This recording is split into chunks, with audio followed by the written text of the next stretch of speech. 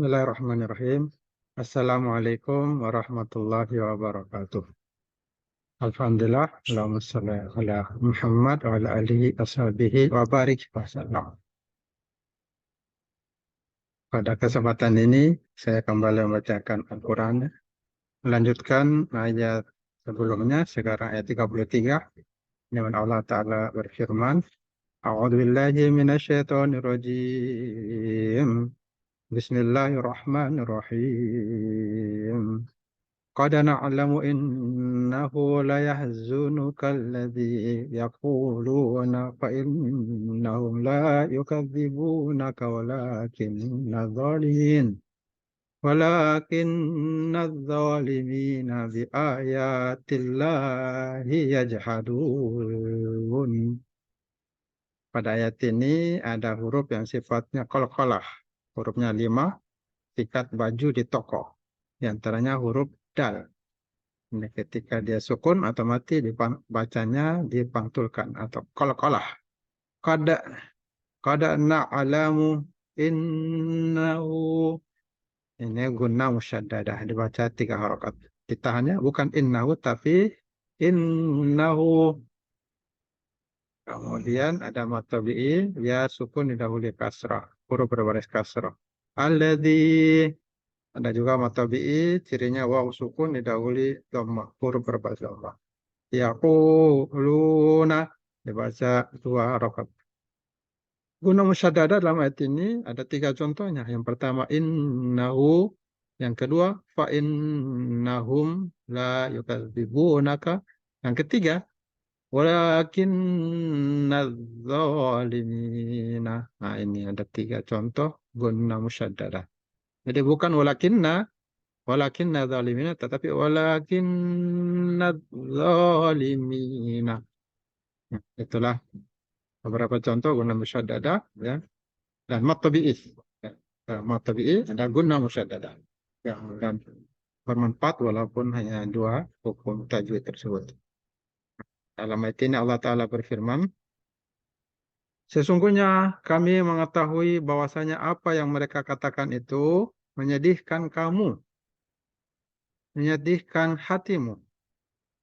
Janganlah kamu bersedih hati, karena mereka sebenarnya bukan mendustakan kamu, akan tetapi orang-orang zalim itu mengingkari ayat-ayat Allah. Dalam tafsir dijelaskan oleh Imam Jalal, sesungguhnya untuk penegasan kami mengetahui bahwasanya perihal itu, apa yang mereka katakan itu membuat kamu bersedih hati, berupa kedustaan yang ditujukan padamu, karena mereka sebenarnya tidak mendustakan kamu secara sembunyi-sembunyi, oleh sebab pengetahuan mereka tentang dirimu dan dapat dipercaya itu. Jadi Rasulullah dikenal dengan Al-Amin. Dan dalam suatu qiraat dibaca dengan takhfif atau ringan, takhfif itu ringan. Artinya mereka tidak menuduhmu berbuat dusta. Akan tetapi orang-orang yang zalim itu, az-zalimina, dalam ayat ini diletakkan pada tempatnya domir, kata ganti, terhadap ayat-ayat Allah, Al-Quran. Mereka ingkar, mereka mendustakannya. Dalam tafsir Muyassar juga dijelaskan, sesungguhnya kami mengetahui bahwa hatimu bersedih hati karena pendustaan kaummu kepadamu secara lahir. Sabar dan tenanglah, karena mereka tidak akan mendustakanmu dalam hati mereka yang dalam. Akan tetapi mereka meyakini kebenaranmu. Namun mereka karena kezaliman dan pelanggaran, maka mereka mengingkari bukti-bukti dan hujah-hujah yang menetapkan kebenaran. Lalu mereka mendustakan apa yang kamu bawa. Untuk lebih jelasnya lagi, dijelaskan oleh Imam Ibnu Katsir dalam kitab tafsir Al-Quran Azim, sesungguhnya kami mengetahui bahwasanya apa yang mereka katakan itu menyedihkan hatimu. Janganlah kamu bersedih hati, karena mereka sebenarnya bukan mendustakan kamu, Tapi orang-orang yang zalim itu mengingkari ayat-ayat Allah. Dan sesungguhnya telah didustakan pula rasul-rasul sebelum kamu. Tetapi mereka sabar terhadap pendustaan dan penganiayaan yang dilakukan terhadap mereka. Sampai datang pertolongan kami pada mereka. Tiada seorang pun yang dapat mengubah kalimat-kalimat janji-janji Allah. Dan sesungguhnya telah datang kepadamu sebagian dari berita rasul-rasul itu.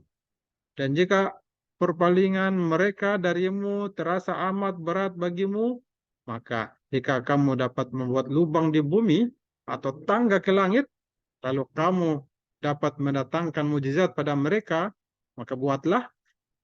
Kalau Allah menghendaki, tentu saja Allah menjadikan mereka semua dalam petunjuk. Sebab itu janganlah kamu sekali-kali termasuk orang-orang yang jahil. Jangan termasuk orang yang bodoh. Hanya orang-orang yang mendengar sajalah yang memenuhi seruan Allah. Dan orang-orang yang mati hatinya akan dibangkitkan oleh Allah. Kemudian kepadanya mereka dikembalikan. Nah, Allah Subhanahu wa taala berfirman menghibur nabinya dalam menghadapi pendustaan kaumnya terhadapnya, terhadap dirinya dan penentangan mereka terhadapnya. Sesungguhnya kami mengetahui bahwa apa yang mereka katakan itu menyedihkan hatimu. Maksudnya, pengetahuan kami benar-benar telah meliputi pendustaan mereka terhadapmu dan kesedihan serta kekecewaanmu terhadap sikap mereka. Hal ini semakna dengan apa yang disebutkan dalam ayat Al-Quran, surah Fatir ayat 8. Maka janganlah dirimu binasa karena kesedihan terhadap mereka. Sama dengan di ayat yang lainnya, Asy-Syu'ara ayat 3. Boleh jadi kamu Muhammad akan membinasakan dirimu karena mereka tidak beriman. Sama juga dengan Al-Quran surah Al-Kahfi ayat 6. Maka barangkali kamu akan membunuh dirimu karena bersedih hati sesudah mereka berpaling. Sekiranya mereka tidak beriman kepada keterangan ini. Nah, adapun ayat Allah, karena mereka sebenarnya bukan mendustakan kamu, tetapi orang yang zalim itu mengingkari ayat-ayat Allah. Dalam ayat 32 ini, artinya mereka itu sama sekali tidak menuduhmu sebagai seorang pendusta dalam hal tersebut. Tidak menuduhmu sebagai pendusta, tetapi orang-orang yang zalim itu mengingkari ayat-ayat Allah. Ini pada ayat 33. Yani tetapi mereka mengingkari perkara yang hak dan menolaknya dengan dada mereka. Seperti diriwayatkan oleh Sufyan Ats-Tsauri dari Abu Ishaq, dari Najiyah bin Ka'ab dari Ali yang mengatakan, menceritakan bahwa Abu Jahal pernah berkata kepada Nabi SAW, sesungguhnya kami tidak menuduh dirimu pendusta, tetapi kamu hanya mendustakan apa yang kamu sampaikan itu. Maka Allah SWT menurunkan firman-Nya, karena mereka sebenarnya bukan mendustakan kamu, tetapi orang-orang yang zalim itu mengingkari ayat-ayat Allah. Al-An'am ayat 33.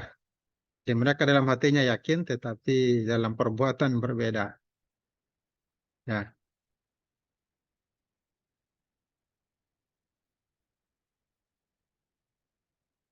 Allahumma arhamna bil Quran. Semoga Allah memberikan berkah dengan Al-Quran. Wa akhiru da'wana alhamdulillahi rabbil alamin. Atas kurang lebih mohon maaf. Semoga Allah menjadikan Al-Quran sebagai syifa, sebagai obat bagi penyakit-penyakit yang ada dalam hati kita dan penyakit fisik. Al-Quran dibaca dan niatkan ya. Samping baca, diniatkan menjadi syifa, maka Al-Quran insya Allah akan menjadi obat bagi penyakit. Bila dengan tidak diniatkan, berarti dalam sholat 5 waktu tidak diniatkan obat, maka Al-Quran tidak bereaksi mengobati, menjadi obat. Tapi kalau kita niatkan untuk menjadi obat, dibaca dengan niat obat menyembuhkan penyakit yang ada dalam diri kita, insya Allah Al-Quran akan menjadi syifa walinas, syifa ufis sudur. Wa akhiru kalam.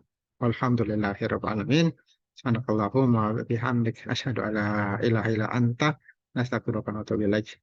Allahumma musta'an li tiklan fastabiqul khairat. Allahumma muwaffiq ila aqwamit thoriq. Nun wal qalami wa ma yasturun. Nasrun minallah wa fathun qarib wa bisyiril mu'minin. Wabillahi taufiq wal hidayah. Wassalamualaikum warahmatullahi wabarakatuh.